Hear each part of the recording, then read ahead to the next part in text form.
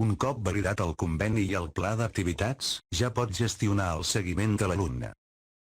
Des d'aquesta pàgina, podràs gestionar el seguiment dels contactes i la valoració i homologació de les pràctiques. El sistema et planifica automàticament el contacte inicial, el de seguiment i el d'avaluació. Però, si aquesta planificació no et va bé, la pots modificar. Quan hagis fet el contacte inicial, has d'omplir el formulari que es mostra en pantalla. Aquí, podràs afegir les observacions i mesures que consideris necessàries. També, has d'afegir la data i el tipus de contacte que has realitzat: visita, trucada, fax, correu, etc. Des de l'agenda, podràs gestionar el seguiment de l'activitat diària de l'alumne així com els informes d'aquest seguiment. Quan l'alumne informi l'activitat diària, t'arribarà un avís perquè puguis validar-la. Si fas clic a la notificació, podràs accedir a l'informe periòdic de l'alumne. En aquest espai, podràs afegir la valoració de l'empresa i afegir les observacions que consideris oportunes. Com a últim pas, has de fer clic en la icona validar per signar l'informe. Quan arribi el moment, has de gestionar el contacte de seguiment. Per fer-ho, només has de fer clic en la icona que et sortirà en pantalla. Aquest contacte de seguiment es gestiona de la mateixa manera que el contacte inicial.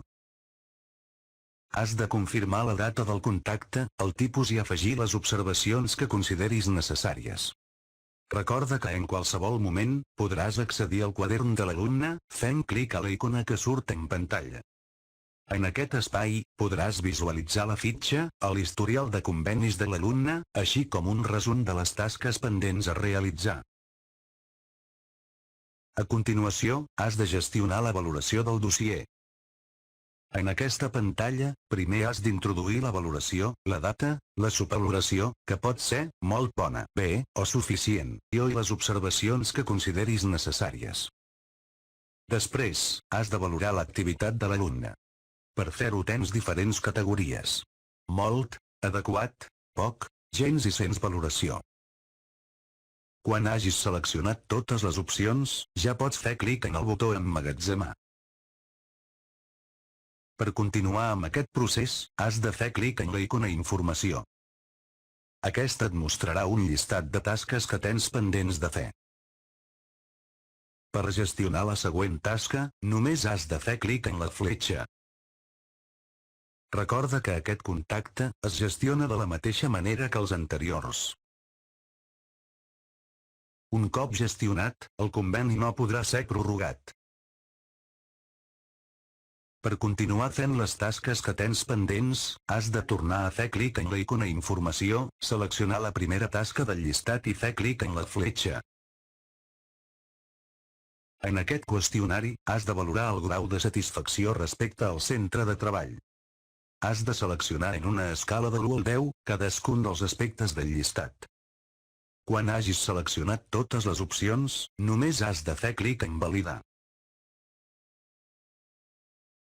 Una vegada hagis realitzat totes les tasques necessàries, ja podràs procedir a gestionar la homologació del centre.